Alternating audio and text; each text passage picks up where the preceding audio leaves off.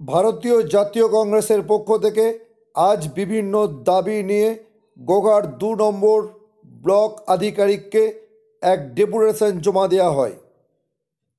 বর্তমানে যে কৃষি আইন পাস হয়েছে সেই কৃষি আইন বিলের তীব্র নিন্দা জানিয়ে এবং নিত্য প্রয়োজনীয় দ্রব্য মূল্য যে বৃদ্ধি পাচ্ছে সেদিকে নজর রেখে এবং বিদ্যুৎ মাশুল কমানোর দাবি নিয়ে এই রকম আরও অন্যান্য দাবি নিয়ে আজ গোঘাট 2 ব্লক আধিকারিককে আজ ডেপুটেশন জমা দিল ভারতীয় জাতীয় কংগ্রেস।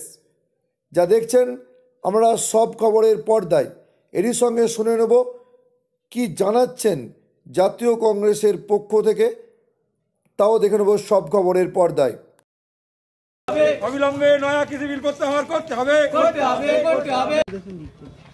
আজকে আমরা ভারতীয় জাতীয় কংগ্রেসের গোঘাট 2 নম্বর ব্লক কংগ্রেস কমিটির পক্ষ থেকে আমরা এই যে নয়া কেন্দ্রীয় কৃষি বিল কৃষক স্বার্থ বিরোধী পাস হয়েছে সেটাকে প্রত্যাহারের দাবিতে নিত্য প্রয়োজনীয় দ্রব্যের যে দাম বাড়ছে তার বিরুদ্ধে পদক্ষেপ নেওয়ার জন্য এবং বিদ্যুতের যে দাম বৃদ্ধি পেয়েছে, মাশুল বৃদ্ধি পেয়েছে সেটাকে হ্রাস করার জন্য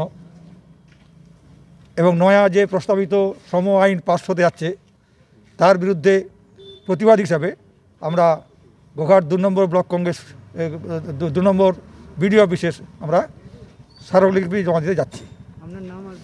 আমার নাম শ্রী ভবানী প্রসাদ মণ্ডল, সভাপতি গোঘাট 2 নম্বর ব্লক কংগ্রেস কমিটি।